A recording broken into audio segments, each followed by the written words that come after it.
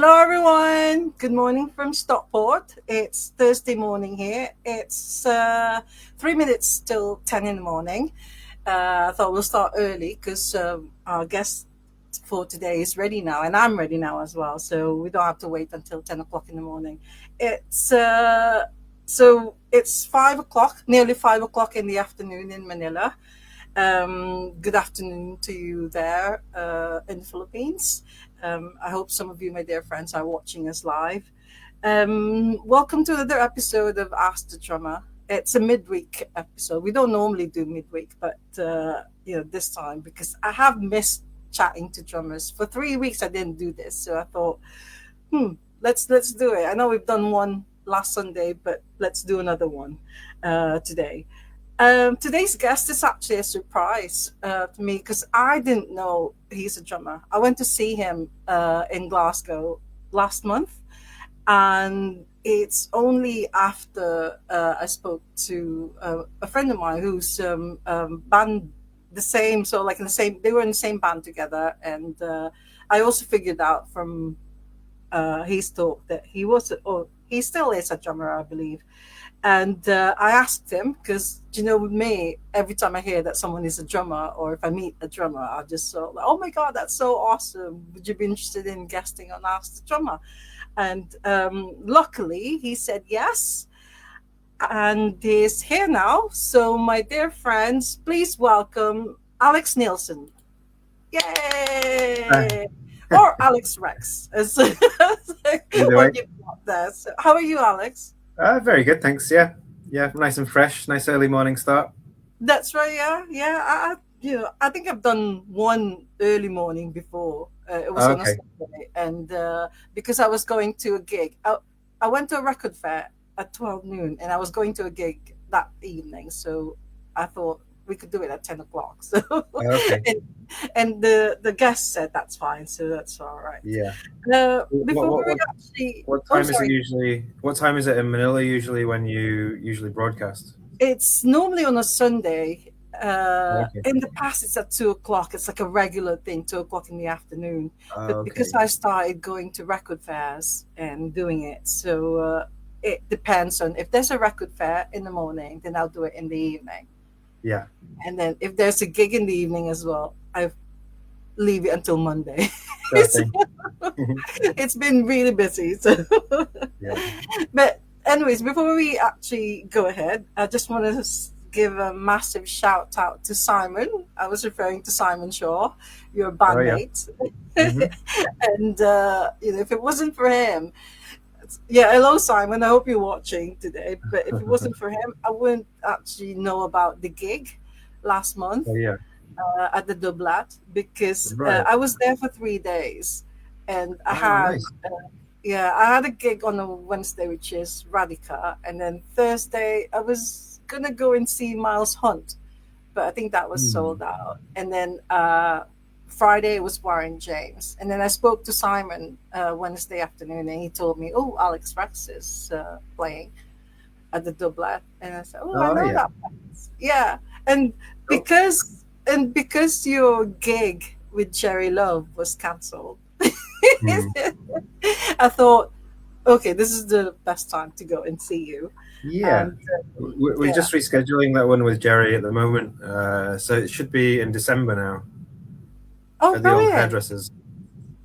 Oh, that's fantastic. Because I was going to ask you that if there's anything happening now with it, if you're going to reschedule it. Because Yeah. I saw Jerry Love 2 weeks ago, and Ah, okay. actually I've got this ticket, which is Alex Rex and Jared Love with Tom Crossley. Ah, I got well, refunded, but because I had this ticket, I thought I might as well ask him to sign it, even though no, that's so this sweet. one did happen. Yeah, what a So gentleman. the next time I go and see you, I'm gonna take this with me and ask you to sign it. Yeah, cool. Yeah, my pleasure. And it's good to know that. So it's going to be rescheduled in December. Yes, I think around the 12th of December, I think. Oh, The brilliant. old hairdressers in Glasgow. So you heard it here first. Okay, well, that's brilliant. 12th of December, Alex Rex and Jerry Love at the old hairdressers in Glasgow. Brilliant. Yeah. Thank you. Right. So, welcome to Ask the Drummer. Episode 208 is all about you, Alex Neilson or Alex Rax. So I've been Googling, looking you up. Uh, According to Wikipedia, you're now based in Glasgow, but you were born and bred in Leeds. Is that right? Yeah. I lived in Leeds until I was 18, um, and then moved to Glasgow like 25 years ago, which is Wow. quite funny. You Yeah. obviously prefer it. You obviously prefer it there in Glasgow. Prefer it to Leeds. Yeah, I think in some respects. I guess my life has established a kind of pattern here that I'm quite used to and quite Yeah. yeah. So yeah, it's a good town. It's good. It's a beautiful country. Yeah, it is. Yeah, I love going to Glasgow. I mean, it's Mm. like if possible, I'll go there every weekend, but it costs a lot of money to just go. Even Oh, if you go on the buses, it still costs a lot of money. yeah, that's impressive. You make up regularly. Well, there's so many awesome gigs there that I don't Yeah. want to miss out. So, Mm. so anyway, so what was Leeds like when you were growing up, especially the music scene? Were you part of the music scene in Leeds? Yes, to some extent. I mean, I was very young,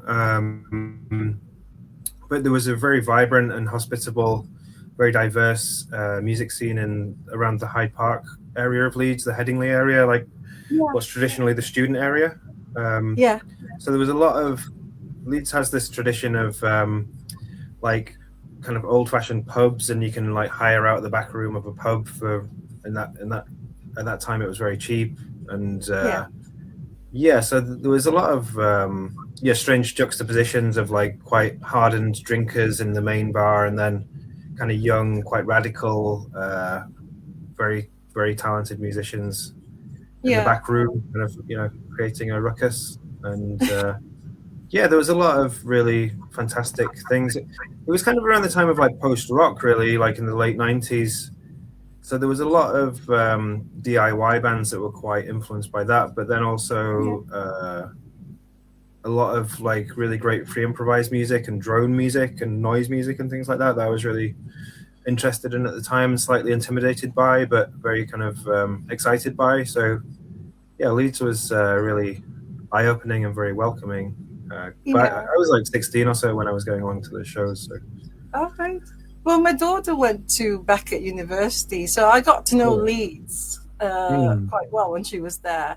Was Brudenell, was it already there when It you was were? there. It wasn't really in the incarnation that it's in now. I think Nathan, who runs Yeah, his family was still ran it, but it was more a traditional social club then. So again, it was kind of weirdos coming in and like invading the space that was occupied by more of a traditional kind of social club yeah, um, yeah, audience. But again, always very hospitable to these people kind of coming in and yeah, putting on these weird concerts. yeah, And then I think it became much more developed as a dedicated kind of music venue, and it's become very kind of celebrated as such yeah, subsequently. But yeah, I yeah. mean, I left Leeds like 25 years ago, so I know it's hard to imagine because I'm so youthful, but Yeah, no. Yeah, 25 years and 18 years in Leeds. I mean, Brudenell, I love that venue. yeah, I think it's one of the best live music venue in the UK. And yeah, Nathan, he runs it really, really well. I yeah. mean, yeah, one of my favorite Michael and the Red Elastic Band and Shaq. Oh yeah, They go is that whenever what the they. T-shirt you're wearing? Yeah, it's Yeah. a loophole one, which Oh yeah. Big Head's son Arlo he designed it, and he's gonna have an exhibition tomorrow. So that's why I thought Oh, I'll wear cool. this one. So, but Yeah. anyways, yeah, whenever they do a gig in Leeds, it's always at the Brudenell because it's Oh, okay. just amazing, and Yeah. it's so. I go there for record fairs as well. Sometimes Hmm. they do it. I think the next one will be in August or something. But anyways, so are you from the musical family? No, I wouldn't say that. My younger brother played the drums. My older brother he is very into music. and he definitely had like a big influence on me in terms of introducing me to a lot of bands. So Yeah. I think less than like a musical family, it was more like a permissive family where my parents were just like incredibly supportive of me and my two brothers and created an environment, for better or worse, where we could just kind of explore our passions to quite a full extent. So Yeah. that kind of led us to, yeah, more and more kind of, I'd say, yeah, maybe more like experiment, like starting out maybe in the 60s and the kind of countercultural music of the 60s, and then kind of spreading out from there into more experimental musics and things like that. Alongside like a lot of kind of 90s indie that was happening at the time as well. Yeah. Yeah. Yeah. Yeah, so I would listen to quite a lot of like, Smog and Bonnie Prince Billy and Dirty Three and some of the kind of slacker kind of indie stuff as well. So Yeah, uh, yeah, yeah. So it's not yeah, the mainstream. It's not mainstream. So like '90s music that you were into. no. Okay. Although recently when I hear that, I mean, I liked pulp and things like that. Like particularly kind of earlier pulp, Yeah, yeah, but yeah, but when I listen to like 90s pop now, it sounds like a real kind of golden age. Just the diversity and the yeah. quality of mainstream music then was super high. So I don't know if Yeah. that's the kind of false nostalgic kind of Nostalgia. Yeah. yeah, like trap that people tend to fall into, thinking that the music of their era is always the best or The best. something. But Yeah. It's like yeah, with me, I say that the '80s is like the best decade ever. yeah, sure. Yeah. But why drums? I mean, you mentioned that your brother is a drummer, or he Yes, plays drums. So, yeah. but what is there a particular point in time that you thought, okay, this is what I'm going to do. I'm going to become a drummer. Well, the way that I got into it was more like in my high school when I was around 13 or so. It became clear that you could do like a drum lesson in the middle of the afternoon, which would coincide with like a physics, like science lesson. And I just really kind of hated physics. Science. So yeah, so it just seemed like an opportunity to like spend 10 minutes walking all the way around the school to get to the lesson and do the lesson for 15 minutes and then walk 10 minutes slowly back. So you'd miss like half of your science lesson. So it was mainly that was the initial incentive, and a couple of my friends were doing it, and then they were like tapping really kind of interestingly on the desks in school, and I was like, they seemed to develop this like hot new talent very quickly. So it seemed like a kind of interesting thing to do, and then Yeah. like yeah, then quite quickly after that, my parents got me a drum kit, so I was just able to kind of practice a lot at home and explore a lot, and I'd like listen to put on albums and then try and drum along to it. Yeah. Um, Yeah. Yeah. and yeah, it was mainly just like it just seems like drums more than any other instrument. Once you learn the basics, which is basically kind of going like that, um, then you can just kind of improvise quite a lot. Yeah. But So you're obviously yeah, a natural. You're obviously a yeah. natural when it comes to drums. Well, I was very like dedicated to it. I developed like I invested a lot of belief in it, so it became kind of like the center of my world, and it started to help me to kind of reimagine the world kind of through it in a weird way. Because I quickly realized that they're just a kind of configuration of like tuned surfaces, and like any surface potentially can have a similar kind of capability. So it helped me kind of to process the world as anything can kind of be musical, and I guess the drums themselves, because they don't necessarily rely upon notes forming chords and that kind of thing. Like the actual kind of musicology of it is maybe a lot more basic than other musical instruments such as the guitar. Right. So Okay. that helps me kind of like think that I can expand the language of this instrument through thinking, seeing everything like through its prism, also, if that makes sense. Like Yeah. Yeah. started to Yeah. use like different objects on it to kind of manipulate the sound of it and to extend the sound of it, and yeah, use different surfaces that could be considered musical as well. So Wow. I was Wow. probably Well, smoking a lot at the time. Yeah. Well, before we actually continue, I just want to say hello to John O'Meara. He says hello from London. Thanks for joining us live. Yeah. So, apart from your lessons in high school, drum lessons, did you have any other drumming lessons, or you basically just taught yourself? I tried to do it once or twice. Yeah, there was a couple of really talented drummers in Leeds, Neil Turpin, and another guy whose name I can't quite remember, but he played in a band called Dragon Rapide, and Matt, his name was. And yeah, they gave me a couple of lessons, but I'd always just say like I wanted to learn like a drum roll, just like a really fast like. Brrr, and I didn't want to learn like a paradiddle, and for some reason they would always misinterpret that and try and teach me paradiddles. Oh, So, but I was very like self-conscious and you know very serious, so I yeah. probably wasn't the easiest But student. did you, But yeah, did you learn all your rudiments, as they say? no, really, it never really interested me. I mean, because simultaneously to learning the drums, I was very like I'd studied like the history of art, and I was always interested in like literature and painting and more the kind of creative process itself. Like, and Yeah. I saw kind of common ground between the way that I experienced the drums and music, and drums were my kind of painting kit. That was the way that I did it. Wow. But I'm very Yeah. interested Yeah. in like the nature of creativity, and I feel as if like the intentions and the kind of escalation of emotions and the realm of the imagination is similar. It's basically the same transferred between different art forms.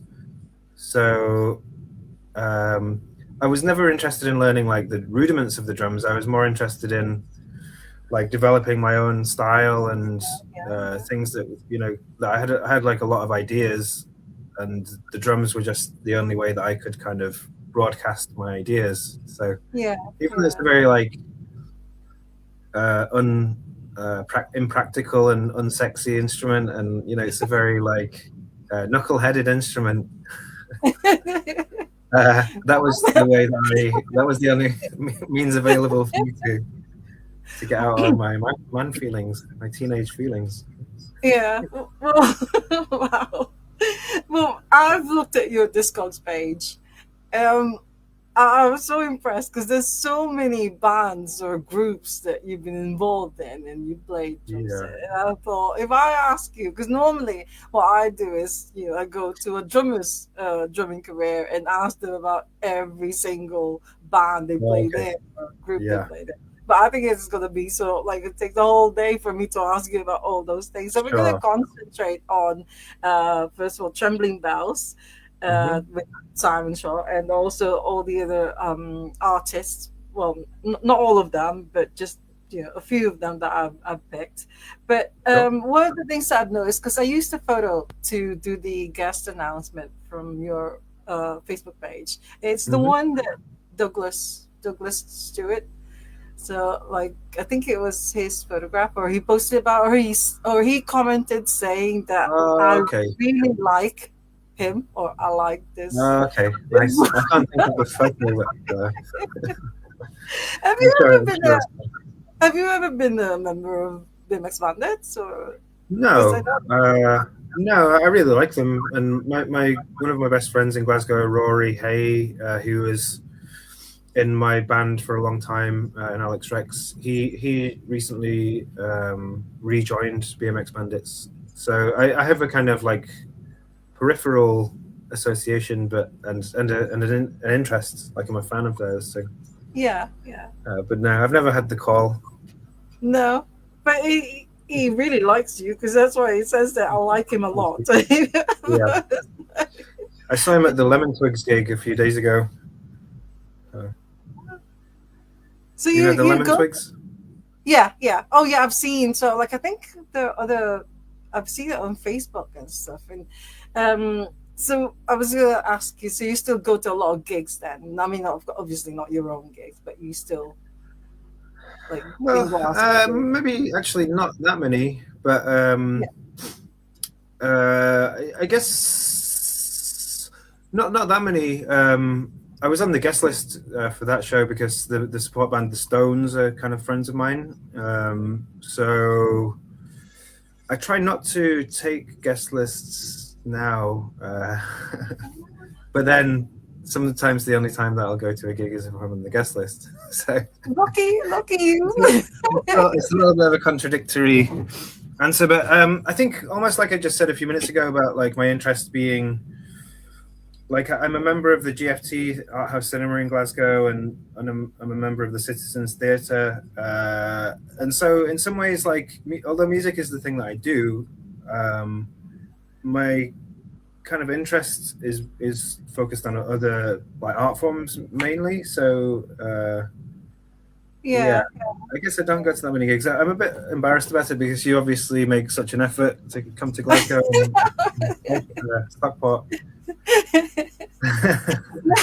That's fine. No, because I was gonna say, because when a drummer goes to a gig, and then do they look or do they focus on the drummer and so like because I Yeah, mean I tend to. most of the time I go to a gig, I make sure that I've got a good view or a clear view of the drummer because I Yeah, love watching drummers. right. So what does that stem from for you? It, it's just that it's so fascinating the way they do all the with the hands and the legs and the feet and stuff. It's Hmm. all that coordination, and it's mesmerizing sometimes when they do it. It's like, oh my god, how do they do that? How do Yeah. they do those things? I mean, I suppose it's coming from a frustrated drummer because I wanted to be one, but it's not, Okay. and I know it's not for me. Yeah. So especially ones who can sing Eventually. as well. Yeah. Well, I have my drum kit set up behind me, and I've actually been giving lessons for the first time, almost for the first time in my life, or certainly for the first Oh, time in about 20 years. yeah. So yeah, I've been giving. So if you ever in Glasgow and you want a drum lesson, I could give you a Oh wow. demonstration. I'll probably just watch you because what happened was I went for drum lessons, and because I'm just really fascinated with drummers, I just said to him, "No, you play. I'll watch you." Okay. But anyway, so going back, I also wanted to ask you about the first band that you were in as a drummer. Right. Then like not Trembling Bells, but back when I was like Yeah, 13 yeah, or it was something. back. So like Okay. Yeah.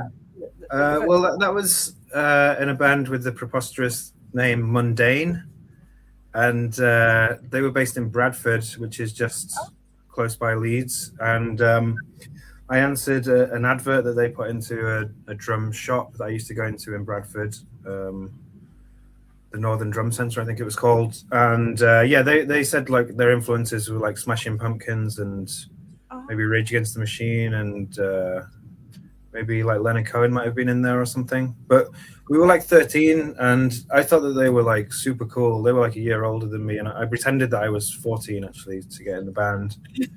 And yeah, they were much more advanced than I was in every sense. It seemed like.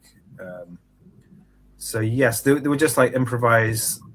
Like I remember them just like launching into like a song by Beck, just like spontaneously, and thinking that wow, these guys are just like universes ahead of me in terms of yeah. yeah I was really bad at that point but yeah But that you were was a doing really great learning experience.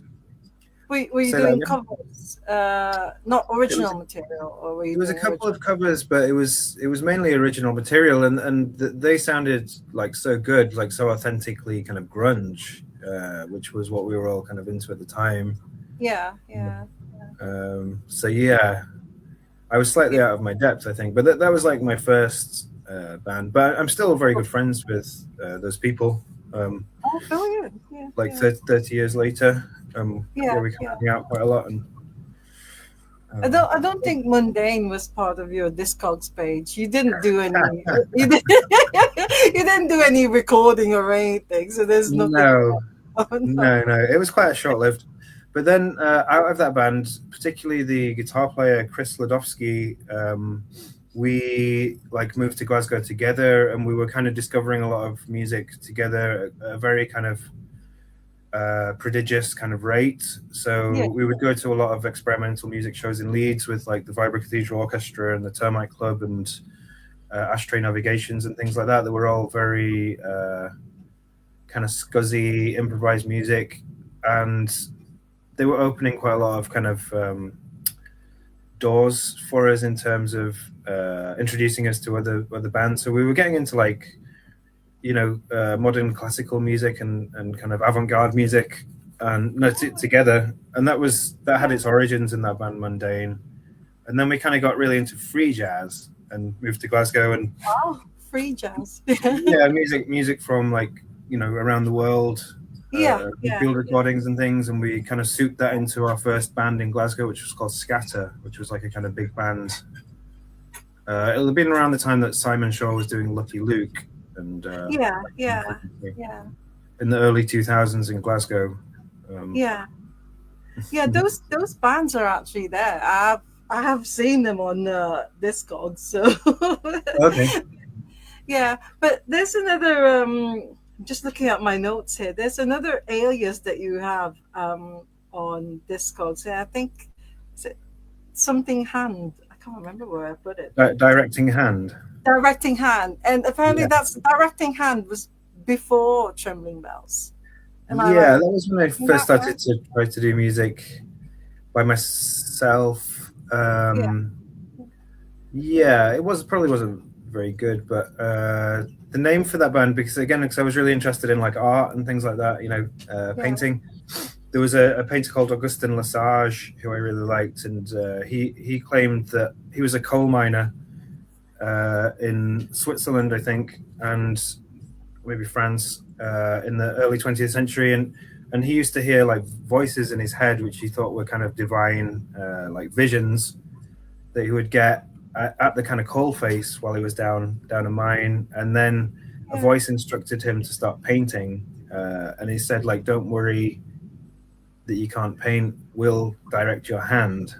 So All he used right. to paint these very intricate, kind of symmetrical, systematic, outsider art kind of paintings that I thought were very beautiful. So that was the kind of genesis for that band name. Oh So wow. I've always been quite pretentious. No, I'm not going to use that word. I was sort of like thinking a lot of these are very like intellectual and Mhm. because directing hand has become your alias as well. So like Alex Rex. So this Yes. is basically your project that Yeah. directing hand. So yeah, yeah, and Exactly. then I've also discovered from Wikipedia, well, not Wikipedia, Google, that Lavinia Blackwell, who's Hmm. in Trembling Bells, Yeah. she was part of Directing Hand, or she became a member Yeah. of Directing Hand. Yeah. Yeah. Kind of latterly. Yeah, she was because she was in a few kind of like psychedelic folk bands in Glasgow, particularly one called the Pendulums.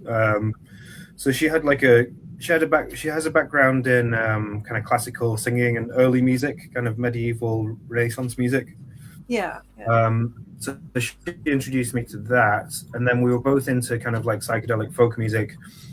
But I was definitely more like experimentally like inclined than she is. So yeah, more improvise. So I was trying to kind of steer her more into doing like improvisation and things yeah, like that with her voice. She's a very incredibly talented musician and singer. So and yeah, I can't really play anything, but I have a lot of ideas. So I'd kind of like try to kind of coach her a bit or encourage her to kind of do the things atmospherically that I was interested yeah. in, and she was great at it, but her heart wasn't really in it. So uh, yeah, In Trembling Bells. Oh no, Directing Hand. Sorry, was it directing Directing? hand. Yeah, Yeah, so that kind of turned into Trembling Bells a little bit, where uh, yeah, it was just like my first attempt at writing songs. I became quite yeah, disillusioned with improvised music. I really like throw myself into it, and until around the age of like 25 or so, and I remember reading a biography of the poet Arthur Rimbaud, and around that time, and seeing that he'd completely kind of dedicated himself to like experimental poetry until he was 19, and then just had like a complete, possibly a nervous breakdown, but like a complete rejection of that, and completely changed his life. And I actually thought that that was really inspiring, for what I felt like I'd pushed myself to these kind of frontiers of creative like experience, and then I kind of needed something to change, completely change what I was doing, and have the kind of bravery to do that. And but it was also in the spirit of experimentation. I wanted to just try something completely different, which ended up being something Yeah, more formal, such as songwriting. yeah, yeah. I mean, forgive me for all this, but it's just that these are all new to me. I mean, Oh, I think in Glasgow, there's so many bands that doing different or different things. Like a few weeks ago, I went. I mean, there's a band called Buffet Lunch, and I thought they were unusual as well. And then, mm. of course, the Yummifer. I saw them last year at Manchester Oh yeah, Podcast, and the first thing was like, oh my god, this I've never heard anything like this before. They're so unusual, and right. it's The yeah, buffet lunch, did you say? yeah. There's one called Buffet Lunch because they Oh, did like co-headlining with the Yummy Fur, yeah. and I thought, well, Glasgow is so like a place for all these exciting and new. So, like Mm. to me, anyways, I mean, I think you can tell that I'm more into the mainstream more. Okay. It's like, but so these are all new to me. So I'm really, I'm learning a lot from Yeah, you about that's all great. these different things. So from directing hand, you started writing music, and then you changed it into Trembling Bells. You Yeah, changed it, and yeah. I yeah, started to become much more interested in lyrics, and yeah, except concurrently to the experimental music I was into. I was like very into traditional folk music, particularly like British yeah, traditional folk music, like field singers, basically, people that okay. were kind of recorded in their houses by ethnomusicologists or whatever. Oh, really? Okay. So yeah, I was very interested in like that, and it Yeah, was just a way of trying to kind of like transform my immersion in that music into something more creative for myself. So I would often kind of draw upon some of the melodies or some of the imagery of traditional folk music that I was like heavily interested in, but then reapply it to some of the psychedelic folk that Lavinia was doing, and then her yeah, other bandmate Mike Hastings from the Pendulums kind of joined the band, and Simon Shaw played bass. So we all had like a common interest in kind of folk music, and yeah. yeah, slightly more kind of experimental folk music, and then tried to coalesce that into something that was, yeah, uh, Unusual, like different. Yeah, because I actually on YouTube I found this video. It's a full set from Summer of Love party in Kent, which is which was in 2016, so it was like 10 years ago. okay, It, yeah, it it's like a full set, and right. I remember the show. Yeah, the guy who introduced you on stage, he said something like, let's party like it's 1969. And yeah, so apparently this Summer of Love festival or party, it's for Grateful Dead right. fans. So it's like the Yeah, I think I remember dead who that. go there. Oh, we used to go there. Yeah, yeah, I remember that, and I think maybe some original members were there or something. If Mike Hastings was here, I think he would be able to tell you a little bit more information about that. Yeah. It's all a little bit of a blur to me, and also I'm not as kind of like hardcore interested in like in that culture. Great. So yeah, yeah, perhaps my knowledge and memory of it's probably not as reliable as some of the other band members, but I do remember the show. Yeah. Um, and I think, did we perform with Mike Heron? Was he there as well? I think No, I was. it's just a band, so Oh, okay. it's five of you there. Okay, nice. Yeah. No, I really enjoyed that. I watched it. I was like, oh wow! And because I know Simon as well, Simon Shaw, he looks Yeah, so young there as well. yeah, yeah. Well, you all looked young. And also, I remember I saw Lavinia Blackwell last year. Um, Okay. she was one of the support acts for Snow Goose. Oh, yeah, that's right. This, Yeah, yeah. I was at that gig as well. oh, were you there? Yeah, the Oran Moore. Aaron Moore, yeah. Yeah. Oh wow! Oh, I didn't know that. Well, unfortunately, uh, that day wasn't a good day because that was the day that Manny left this planet. Oh, So yeah. Oh dear. yeah, yeah, it was a really sad day, and I thought of just going back home because I couldn't really enjoy it. But I Oh, thought, no, I'm already in Glasgow, and yeah, I love Jim McCulloch and and Snow Goose and stuff. So I yeah, thought I'll go, but I just couldn't concentrate. And normally I go to the front so that I can really see the bands and the artists. But I stayed mm, at the back, and I didn't yeah, actually. I mean, I didn't finish Snow Goose set. I just left because I just saw like really yeah. teary eyed. Oh, So sorry to hear that. yeah, but hopefully I'll see her again because I thought Yeah, she was amazing. I just yeah, couldn't enjoy the full the gig at all. yeah. It's a bit Uh, overwhelming. yeah. So Trembling Bells, where did the name come from? Because there's like Trembling Stars, I think, which is more indie Right. Yeah. thing. So Well, I have still a really kind of strong preoccupation with just bells themselves. Like I really love the sound of bells. Like it's the most joyful sound that I can imagine. yeah. And so I knew that that was going to be a thing. I also just thought that like the kind of microtonal, kind of like harmonic, like resonances of bells have such a kind of magical and mystical like association for me. So and then the trembling bit, I knew I wanted to be something bells, and then I think I was actually just reading the sleeve notes for like a Traveling Wilburys Oh, album, maybe like yeah. a best of Traveling Wilburys, and it was saying that they were almost called the Trembling Wilburys, which apparently is like the dial in the studio that you see that kind of indicates like volume or something, you know. So that's called a Trembling Wilbury, and Oh wow. I didn't know. I don't think that's the kind of technical term for it, but maybe that's what they called it. So Okay. they were going to call themselves the Trembling Wilburys, and then it turned to the Traveling Wilburys. So it just really struck me like the trembling thing and bells was a nice felt kind of right. It was the thing that I was Yeah. looking for. Yeah. So yeah, that's where the name came from. Yeah. Going back to that Summer of Love performance that you did, there's also a bit there where Simon Shaw was doing like a double cowbell kind of thing, and I thought Oh that yeah, was fantastic. I do like, I love cowbells. yeah, yeah, me too. So Yeah, any drummer with a cowbell, yeah, that's brilliant. yeah. So you made a lot. Oh, you released I think 6 albums, and the Mm. first two. Um, were produced by John Kavanagh, Oh yeah, hmm, and I love John Kavanagh. I mean, yeah. It's great. he's amazing, and I see him a Yeah, lot whenever I go to Glasgow for gigs.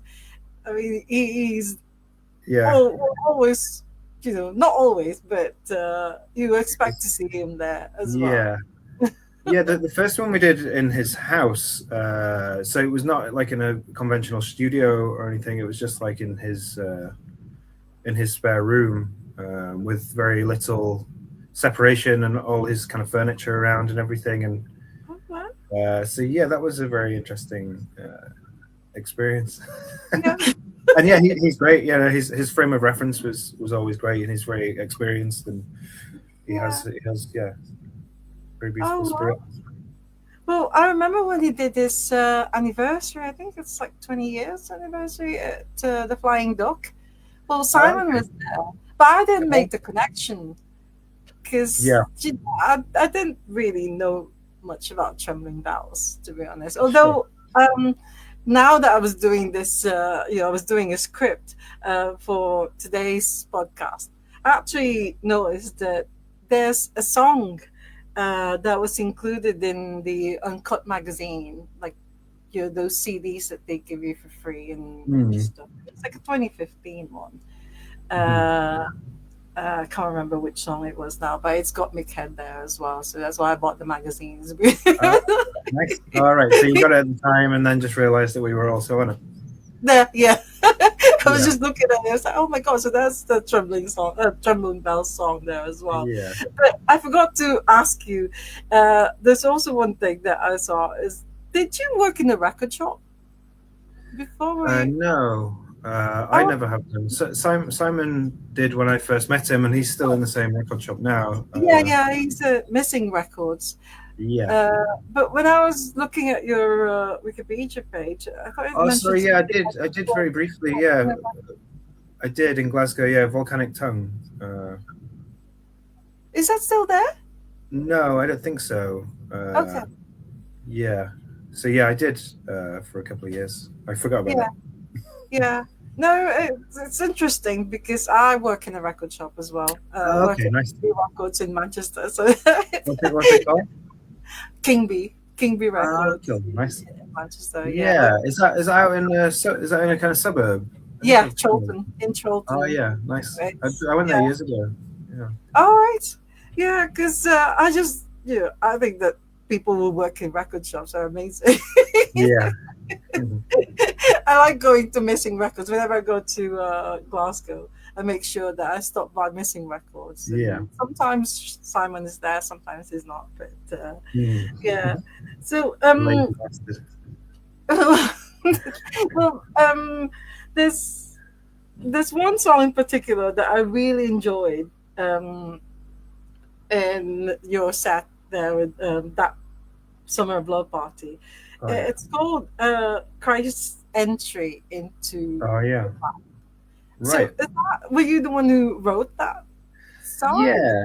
Yeah. I remember writing it one Christmas at my granddad's house in Leeds, where I used to go like jogging, and then with a bad hangover, I go jogging around Christmas time. And I think when I remember writing that in the shower when I got back after jogging.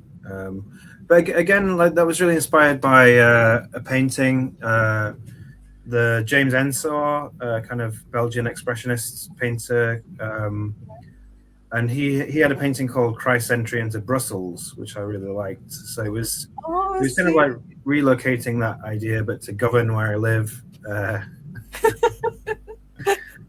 So yeah, I guess it's quite apparent that quite a lot of my the kind of engine room of my kind of ideas is quite, you know, spread out across different art forms, you know, poetry and painting and things like Yeah. that. And cinema, I get like a lot of ideas from cinema and things. So Wow. yeah. Are you religious? Because there's another song No. called, it's a long one, but I think it's just shortened to The Prophet. Oh yeah. That's so. Yeah. Uh, no, I'm not religious. No. The older I get, like, you know, going back to my physics lesson at school that I missed to do drumming, I really wish that I'd have paid more attention in those environments, because Oh, the older I get, the more interested I am in like the kind of physical and chemical and biological explanations for, you know, the composition of the galaxy. Like, you know, the less mystical my mind is, and the more interested in the kind of natural phenomenon that occur over, you know, long form time, you know, chemical reactions to things over hundreds yeah. of millions of years that have inevitable kind of consequences. I'm very interested in like that as a magical phenomenon. So yeah, that's quite a long explanation for no. I'm not religious. Wow. I used to be much more interested in the kind of mystical explanation for things, but that's been kind of stripped away over the years, and uh, So now yeah, you're more into the scientific facts and in a kind of naive way. Like it's not something that I know very much about, but yeah. I'm very like drawn to the kind of wonder of that. You know, the kind of the kind of long form time. I mean, It's quite a complicated thing to summarize. Um, but yeah, it's kind of like a godless universe that I inhabit. Uh, so I hope that's Yeah. not offensive to you or Oh anybody no, else. no, no, that's fine. That's all right. I quite like religious imagery as kind of shorthand, like for ideas and things like that. But Yeah, I don't believe in God or anything. Yeah, yeah. No, that's all right actually. Um, so moving on now from Trembling Bells, there are three particular sort of like or a specific artists that are picked out that you played drums.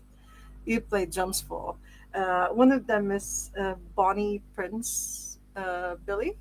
really. Yeah, He's an American. He's an American musician. I mean, yeah, again, I mean, I'm not very familiar with sure Bonnie thing.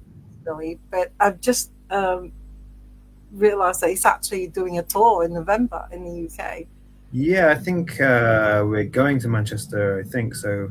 Should So come you're still along. playing? You're still playing Yeah, guitar? well, I have just started to again. Like I did when I was in my early to mid 20s, and then had about an 18-year break. Now, for some reason, I've been kind of brought back into the fold. So I'm very kind of grateful for Oh, that because wow. I'm a huge fan of his. Yeah. I noticed that there is a Manchester date. So yeah, Yes, that'll be interesting. yeah. So how did you get into how did you get to play drums for Bonnie Prince Billy? Well, it was through a mutual friend of ours called Alistair Roberts, who's like a Glasgow-based folk singer and very talented songwriter. And I was playing drums on one of his albums, and Bonnie Prince Billy was brought in as a producer. So he came over to Scotland, and Right. like he was kind of almost like the kind of connective tissue in my kind of creative universe of influences that he kind of bridged the gap between like improvised music and traditional folk music that I'd been kind of like looking for in a lot of other artists and trying to reconcile in my own music that I did. And yeah, he seemed like a kind of active example of that. So I was like heavily into his music.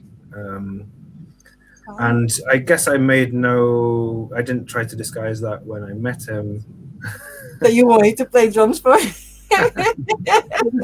I mean, I don't think that it occurred to me that he would ask me to play drums for him, but it was more just like it felt like a huge kind of like validation of the things that I spent so much time kind of concentrating on and investigating myself that I got to meet him, and that Yeah. I was involved in this same project that he was involved in.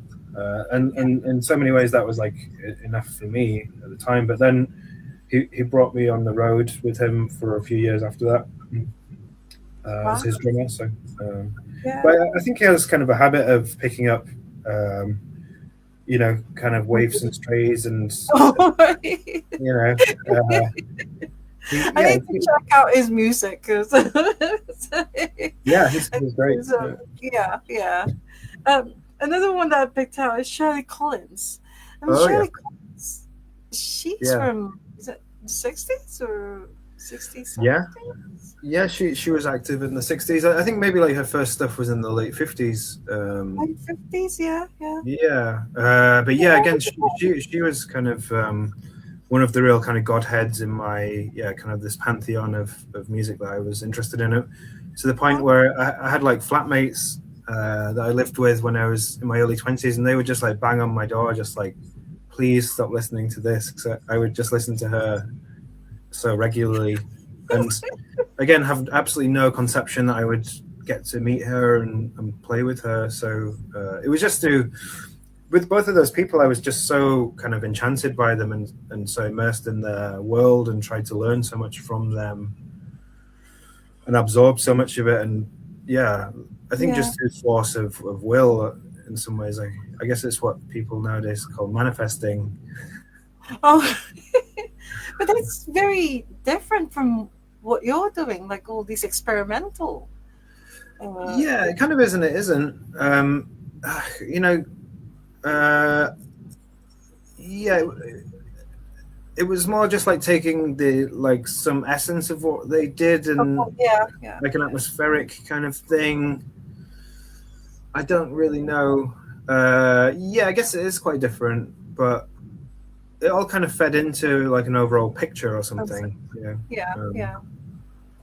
yeah, Wow. which makes sense to me. But yeah, to apply like Shirley Collins and Sun Ra and Lamont Young or Lou Reed or all these things that they all have a kind of they're all swimming around in the same pond in my which is the primordial matter of my own like mind. And then you just yeah. Okay. And there's another one. I mean, I don't really know this musician, but Yandak or Janda. Oh, okay, yeah, Yeah. yeah, I think his real name is Sterling. Something. Another American. It's another yes, American musician, right? yeah. So, So yeah, his stuff is more kind of hardcore. It's more kind of obscure, but again, around that same age, I kind of had friends who were like really into him, who would send me some of his CDs, and I found them quite intimidating because there was such a mystery kind of surrounding him. Like he was the kind of experimental musician, people who kind of fetishize the obscure. He was like almost like the most obscure oh, right. within that community because Okay. he never did interviews, and his all of his albums he'd released like 40 albums, and they all like looked quite similar and sounded quite similar, and they were all kind of self-released, and Oh, there wow. was such a kind of veil of mystery hanging over Yeah. him that there was something otherworldly and slightly frightening to put on one of his CDs. You thought you were kind of channeling something that was kind of beyond like the normal kind of bounds of like human like behavior, and Oh, in some ways it did kind of sound like that. And then he got invited to a festival in Glasgow, and he'd never played live before. He'd released all these records and never done an interview, never played live. And then me and my friend Richard Youngs were kind of invited to be his kind of backing band, effectively. Richard and I did music together, oh, and so on his first ever kind of live performance. yeah, yeah. You And so yeah, it played. was kind of pre-smartphone, kind of pre. I didn't even really use the internet very much at the time, but I think there were a few like message boards which picked up on it. Yeah, yeah. But And there's no sort of like you video, fan video on YouTube or anything. So I think it was filmed, maybe. Yeah, I think maybe it oh, was filmed because Sterling himself, like Jandek himself, liked to document things. So I think he recorded it, and it was subsequently released on his label Corwood Industries. I think he maybe arranged it to be filmed. So yeah, yeah, yeah, because it seemed from the outside like he didn't like tune his guitar or anything, and everything seemed like very kind of haphazard and difficult to like understand the mind that kind yeah, of created this music. So it was so peculiar and singular yeah, to him. But he is actually very careful about what he does and careful about the presentation of it, and it has a kind of music a system of music which is very kind of clear to him. So yeah, yeah, yeah. Well, that was a you very touched on. Yeah, special sorry, go. experience. Yeah, all these things have been very special, experiences with Shirley and Will Oldham and Jandek, and yes, it's very strange that how with all those examples, it was people I was just like heavily into, and then all of a sudden I was kind of playing with them, and it all happened, in a fairly short amount of time. Yeah, yeah, So yeah, yeah. You touched on so like some fans they really like the obscure or maybe getting into bands or musicians who not many people have heard of or not many people like. Um, what's your opinion on that? Because it's like fans who just basically like uh, mainstream, or say you saw a band when they were just starting, you really liked them, but then they became big, and hmm. then you kind of kind of sort of like put you off now that they're big. So what's your, what's your Yeah, I kind of know what you mean. What's my feeling on that? yeah I mean, I certainly don't like bands just because they're obscure. I think. Yes, it's hard to say. I mean, people have such a kind of, I guess they call it like parasocial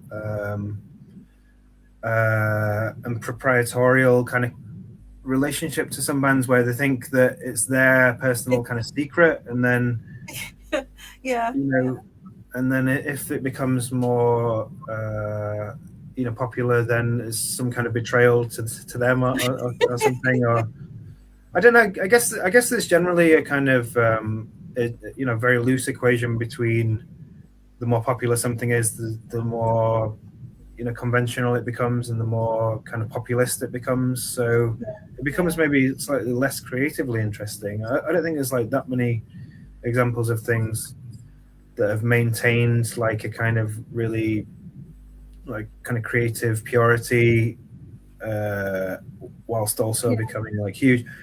I think like Richard Dawson does pretty well actually for keeping it creatively interesting, and Nick Cave maybe like I yeah remember when I was first getting into Nick Cave, and for the next like decade or so, he was relatively kind of cult like and obscure, and it seemed like he's become much more kind of mainstream now. yeah But still kind of maintained like fairly credible and yeah you still interesting kind of yeah yeah musical life. And yeah, yeah but he always seems to prioritize like challenging himself and seems to improvise a lot. And yeah, yeah. So the fans actually stuck with him, and it's like yeah, you his still fan base seems to have like yeah bloomed, blossomed and expanded yeah all the time. And but he also seems much more like public facing. Like he has these kind of he seems very like available to people and makes himself available. So yeah I guess that maybe helps yeah.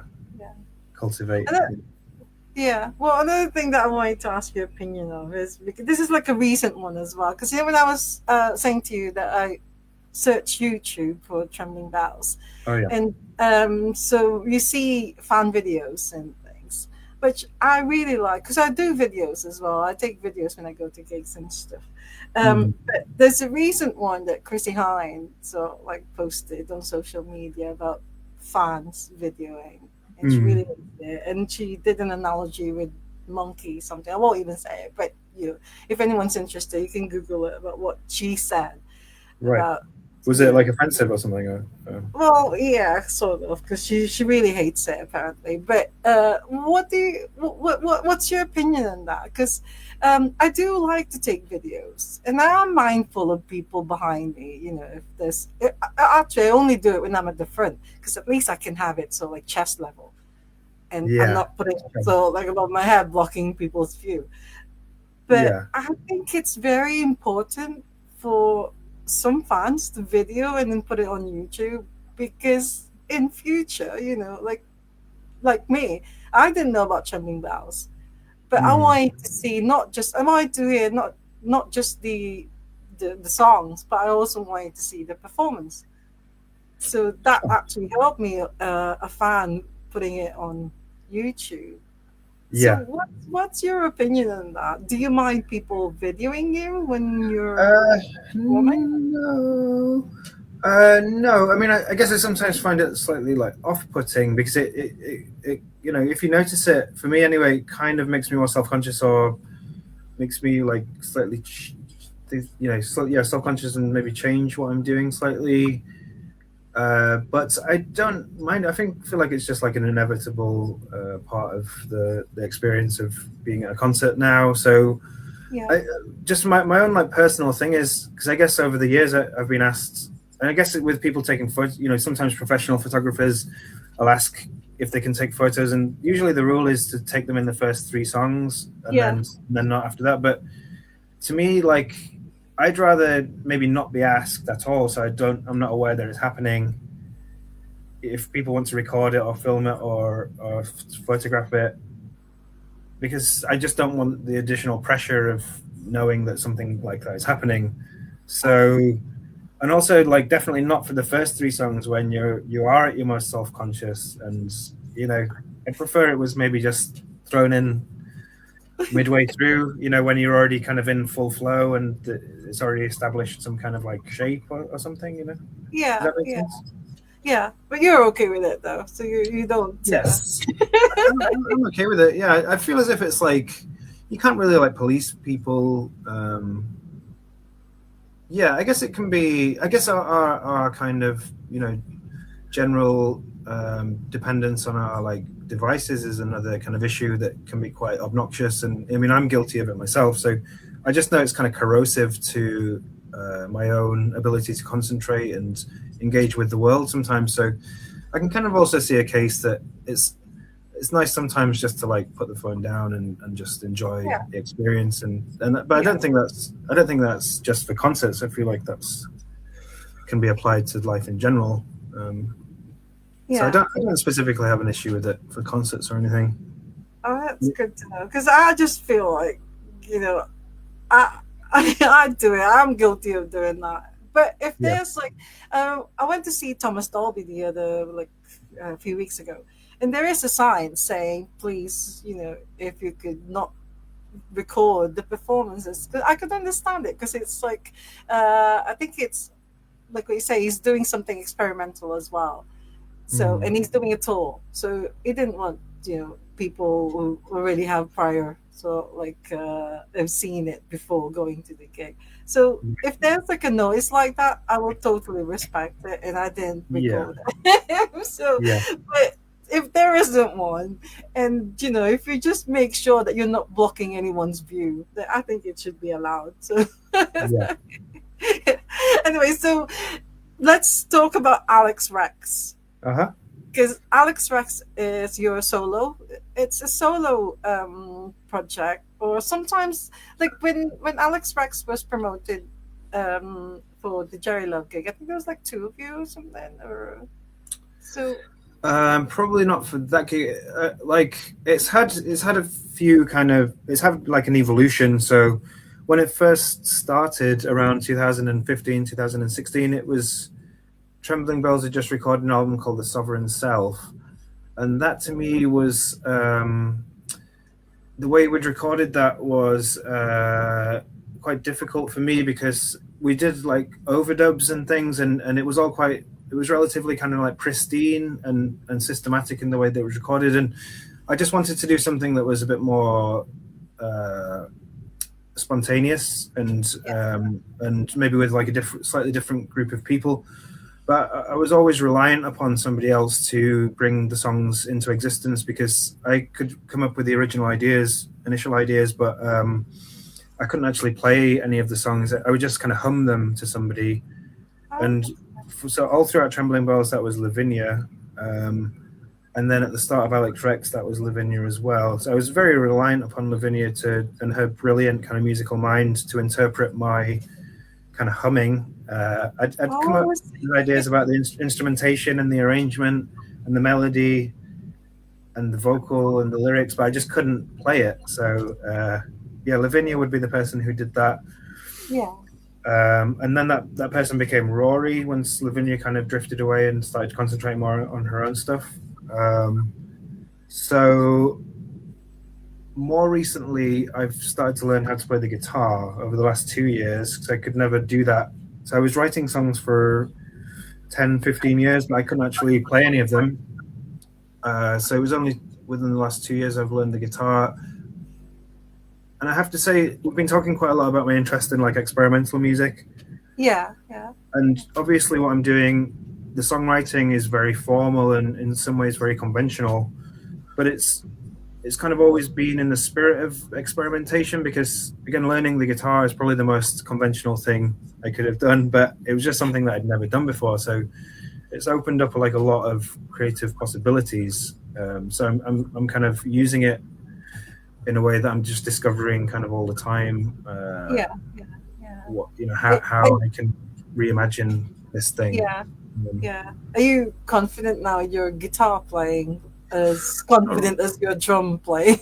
Oh, no way, no. I mean, my drumming, I feel as if I reached a point of like real kind of excellence, where I could, at the speed of thought that I had an idea, I could just like do it, like in a very kind of propulsive, omnidirectional kind of way. But certainly for the guitar, there's no way that I'm anywhere near that ability. I'm very kind of restricted to my limitations on that. But I'm not very interested in becoming a really good guitar player. I'm more interested in developing kind of ideas, emotional ideas through the kind of way that I'm performing and through Yeah. the lyrics and that kind of thing. So I'm very interested in the kind of the internal landscape of the spectrum of human emotions and trying to give Yeah. that poetic voice and Yeah. that's my primary focus. So in some ways similar to the drums, in as much as like that was also a way to develop my emotional vocabulary through drumming, Yeah. and Yeah. now I'm developing it more explicitly through writing. Yeah. Well, I actually like the description that you've got on your Bandcamp Oh, page. okay. It says perform songs of love, loss, and loathing that Hmm. make the detestable whistleable. is that an actual word? Whistleable. I don't think it is. No, it's some words to make you cringe. Uh, no, I don't think it is. Yes, But at least you no, can whistle. I think that was what I mean. That I can there's whistle. some Yeah. songs like it's a detestable thing, but you can whistle along to. Yes, I think there's been a tendency to kind of yeah emphasize the kind of like self-loathing aspects with the songwriting, but I mean, well, yeah, package it in a kind of accessible way, maybe. But I don't know. I'm maybe wanting to steer away from that a little bit as I learn to love myself. Well, I'm gonna. Why Alex Rax? Why not Alex Neilson, like your real name? Well, I've never been so attached to that name. It was more, again, I don't want to sound like pompous all the time, but I was very interested in like Greek tragedy and kind of ancient Greek literature. Oh, okay. So it was kind of Oedipus like, Rex. say that again. Is that Oedipus Rex or something? Yeah, yeah. I Okay. read I read that kind of cycle, and along with a few other texts, the Agamemnon, and Oh, kind of became interested in kind of Greek and Roman poetry as well. And I was really interested in like the kind of almost the kind of like moral framework that those texts were kind of set in, like the kind of moral universe of the ancient Greeks, where there is a god for every emotion and yeah. every like physical experience, and the gods themselves could be very wrathful, very vengeful, and Vengeful. Yeah. yeah, they were very kind of pitiless. It's like a pitiless universe of like kind of cosmic law, and I just became like really kind of inspired by that kind of framework and the idea of like sovereignty and king, and governance in this kind of cosmic realm. And yeah, so it was something about that, this kind of tyrannical, like one-eyed law that was very vengeful and ancient and kind of crumbling. Right. Yeah, I became really interested in like these kind of things. I Oh, became very interested in the sense within that literature, how like the very thing that like marked out these the subjects of these stories, like the characters in these stories, as like exceptional, like baked into their personality, was also the thing that kind of brought them down. The thing that kind of contributed to their own destruction. So I yeah. was really interested in that, like the thing that marks you out as exceptional and brilliant is also the thing that's going to kind of undermine you and ultimately destroy you. Yeah. So that was like a kind of a kind of paradox that I was really, Oh exploring well. myself. Right. Okay. Another thing I wanted to ask you is ghost rock. I've not heard that before, and I actually Oh tried yeah, to. I tried to no, Google it, music genre ghost rock. yes, Well, I think I But made it up. oh right, okay. Because it actually gave me something. I think there's a band called Ghost, and it was and it just Okay. tells me some information about that band. But uh, what do you Okay. mean by ghost rock? Well, I guess it doesn't really have like a fixed definition. It was more just something that I thought kind of sounded quite good. I guess it's a little bit of a pun on like post rock maybe, but Oh, okay. uh, I guess it It's not. seems It's like not death metal or anything like that. No. no. I guess it's something to do with maybe like channeling like an emotional kind of like spirit. You become a kind of like spirit medium for like emotions, Yeah. kind of raw emotions that are kind of flying around. But also, I guess I perform as Alex Rex in like a skeleton costume, and there's something about like like turning yourself inside out slightly, or there's a kind of theatricality to it, but also like you're kind of exposing your internal organs in a Yeah. way Yeah. that's Yeah. That's actually my next question to you was the skeleton outfit, because I've noticed that one of the videos, I think it was that the one about Christ entering to Govan, that yeah, you're already wearing that skeleton outfit even when you right. were in Trembling Bells. Yeah, that might have been in the video for I'm Coming, is it? Oh, okay. Um, It was like yeah, yeah, but it's it's from around the same time. so Uh, it's not just for Alex Rax. You were already so like exposing your inner. So, like, yes, exactly. I skeleton. guess so. That was maybe like 10 years ago. So I was trying to kind of like get the others to do that, and then in Alex Rex, when I had more of a band, I'd buy everyone a skeleton costume and try and get people to wear it on stage. And it's only now that it's just me myself that I've kind of isolated and alienated everybody else that I get to wear it. uh, I've been trying for about 10 years to make this a thing. Do you think Simon would wear a skeleton outfit? I Maybe could see it. I could see him in a skeleton outfit. Yeah. Every time I think of him, he's wearing a skeleton outfit, and nothing else. okay. Well, we've been chatting for about. I'm really enjoying this, but it's over an hour now. But I've Sure. still got 5 regular questions Okay. that I ask our guests. One of them is if you could play for any band or artist, either not playing anymore or current, which band artist would it be? Well, I don't know. I mean, the first name that came to mind was maybe Bob Dylan because I'm such a huge fan. But really hard to say. I mean, yeah, the names it's just the kind of like Mojo magazine kind of like godheads that I'm thinking of, which is like Leonard Cohen and Lou Reed, maybe. Yeah, Lou Reed's mid 1970s live album "Take No Prisoners" is probably my favorite live album, and it would be amazing to join in on that yeah, yeah. because it sounds so Wow. fun. Yeah. Did But you go also, see Dylan when he was in? I think he played in Glasgow, didn't he? yeah, I missed it unfortunately. Okay. I've seen him a couple of times. Yeah, Leonard Cohen, I'd love to have played with.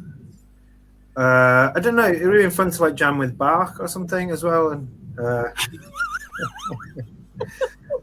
Wow. uh, Oh yeah, wow. like this Glenn Gould's, Glenn Gould, the pianist, who is a great kind of Bach interpreter. And he's like just kind of totally virtuosic. It'd be fun to try to like keep up with him with the drums and see where that kind of led. But Yeah, yeah. yeah, Oh, it's uh, fantastic.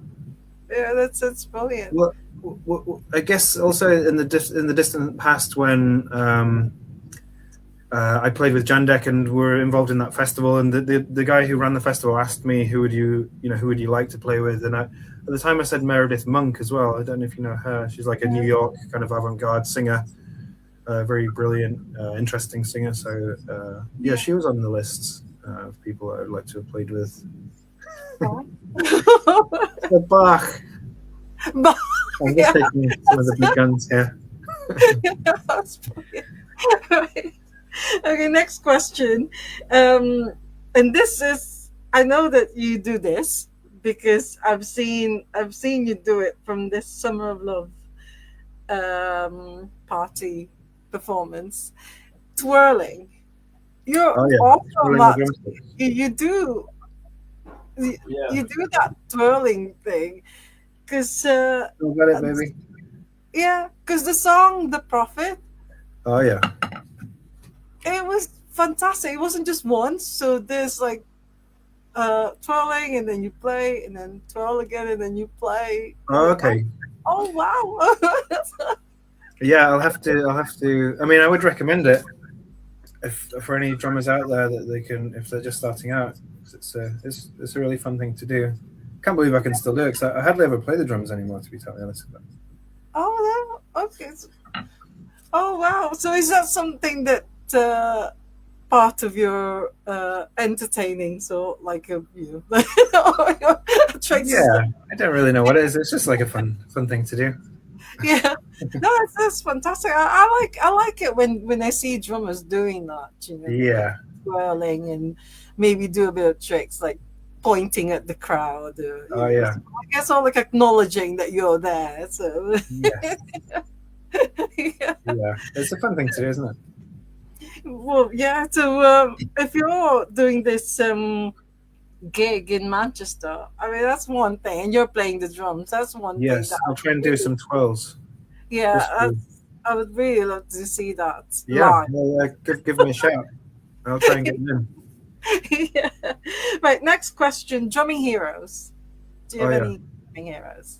Well, yes. Well, certainly like Jim White, who is in the Dirty Three and plays with a lot of other bands, the Hard Quartet and a lot of other bands. But when I was growing up, he was like the sun rose and set with his drumming for me. Like and I guess as much as I've been talking about like painting and that kind of thing, he just seemed like someone who was a painter who just happened to like use the drums to paint or something. So I was really mesmerized and inspired by him for the most part. And then I would try to kind of like emulate him, and people would say, "Oh, it sounds like you play jazz." And I never really listened to jazz, but then I started to listen to it kind of through the fact people kept saying it. It's more of a sensual kind of attitude to the drums.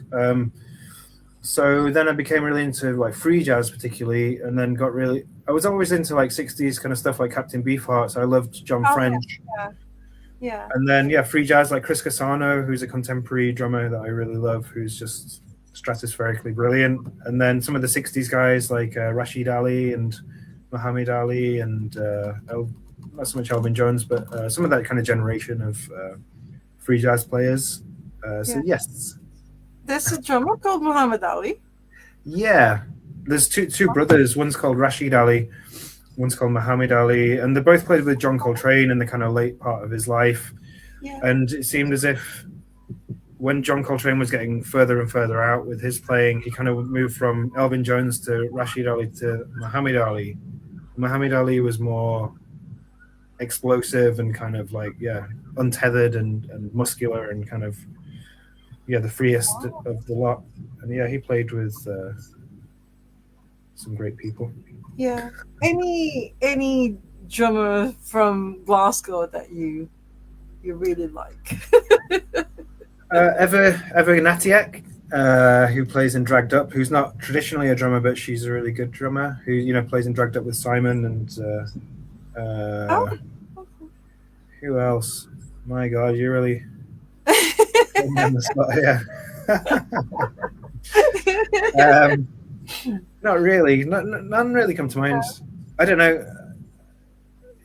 Yeah, I always liked, there was a drummer in Park Attack. I always like female drummers. There have been some great female drummers in Glasgow.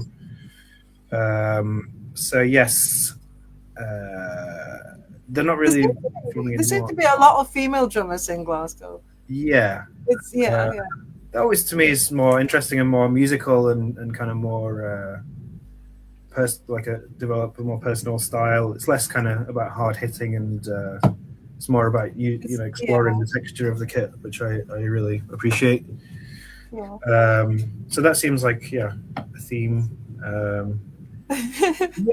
I can't really bring to mind any drummers. Michael McGochran's good, I think. Oh yeah, Plays with a lot of, yeah. I like Michael McGochran. Yeah, yeah, he's brilliant. Yeah, he yeah. plays with He has a musical style. yeah. And he's very bouncy, isn't he? Yeah. I really love that. He's very happy and bouncy, and he plays with James Kirk now, Oh, is and that right? James or Orange Juice. Yeah, I saw him recently. Yeah. He's Cool. brilliant. Yeah, Yeah, he's very charismatic. yeah. Oh, that's brilliant. Okay, next question. Have you ever had any drumming accidents when you're playing? Accidents. I can't think of an. I mean, I used to like punch the drums, and so I would like split my knuckles. It was more of a kind of theatrical kind of thing. Oh.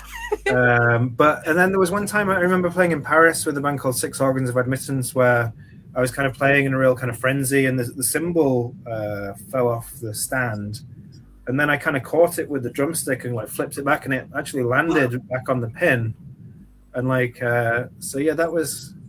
It seemed more like a kind of magic trick than an accident. Oh my! Wow.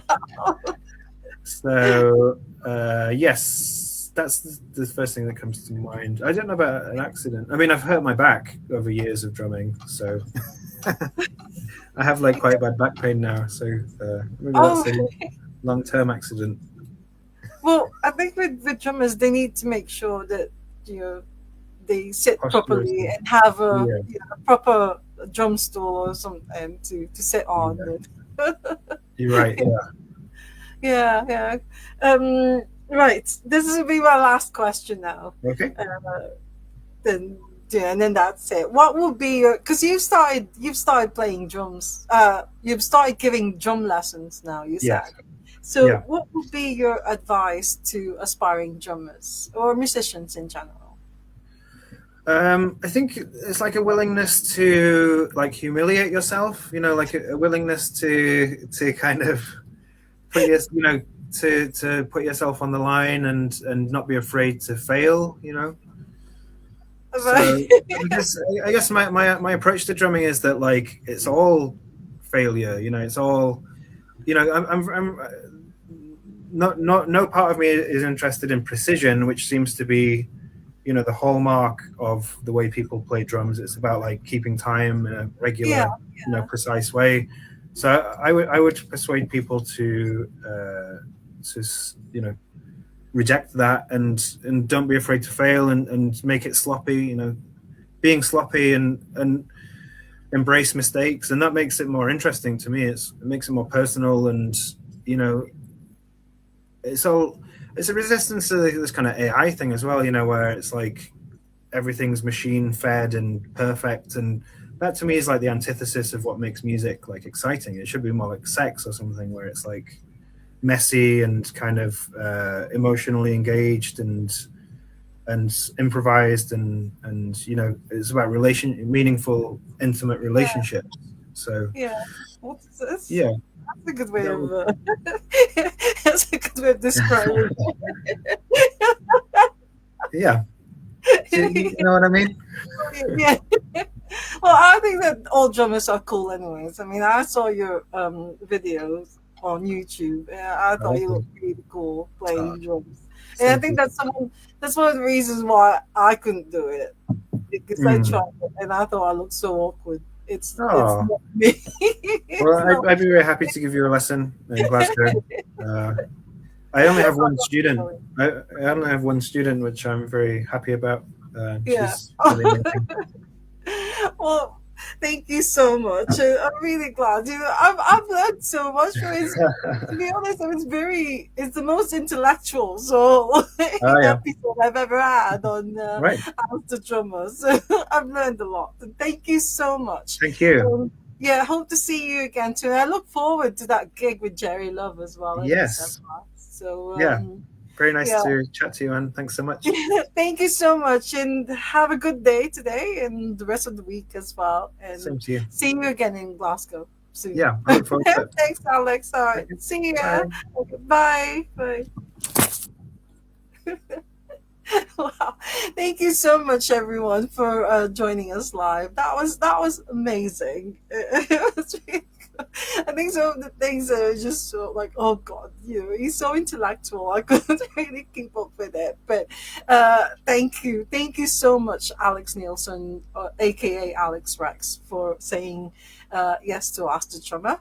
And also thanks to John O'Meara from London, for joining us live, and to all of you out there. I mean, if you missed this episode, I will be uploading it on the Astro Drummer YouTube channel sometime today. So, you'll be able to sort of like watch it later on.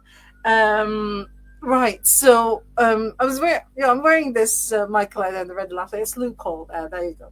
Um, Tomorrow, Arlo Head, who designed this and the other sort of like things from Michael Head and the Red Elastic Band's album Loophole. He's going to be having a one-day exhibition at the Flory in Liverpool. So that's from 12 o'clock until 7 in the evening. So if you're in Liverpool, or even if you're not in Liverpool, you go there and see the exhibition, because it's just going to be for one day. It's a must see. I love this album, and I really love his artwork. So that should be good. And then Friday night, tomorrow night, Cherry Love. You've heard it here first. It's going to be rescheduled. The gig with Alex Rex and Cherry Love will be rescheduled in December. And it's going to be at the Old Hairdressers. But before that, tomorrow night he'll be in Manchester at Yes, the Pink Room, and he'll open the show for the Baby's Front. So hope to see some of you there tomorrow night. And then Saturday, I'm going to Birmingham to see Michael Head and the Red Elastic Band, co-headlined Violent Caravan Festival in Birmingham, and it's with the House of Love as well. So it's like two awesome bands playing in one day. So again, hope to see you there in Birmingham. I'm gonna be back in a few days' time, because, like I said earlier at the beginning of the show, that I miss chatting to drummers so much, that I wanted to sort of like talk to more drummers, and so I'll be back on Monday next week. I've already got the confirmation from our guest. So keep an eye for the guest announcement post on the Acid Drummer page, and that's for Monday afternoon. So hope to see you all again soon. Anyways, that's it for me for now. Enjoy the rest of your day. As always, love music, love life, love drummers. They're absolutely amazing. Alex Rex, he's so brilliant. If you get a chance to see him, you can Google his. I don't think he's touring at the moment, but if you get a chance to see him, do go and see him solo. He's brilliant. So thank you so much once again to Alex Rex and to all of you who joined us, and I'll see you all again on Monday. Take care always. See you. Bye for now. Bye.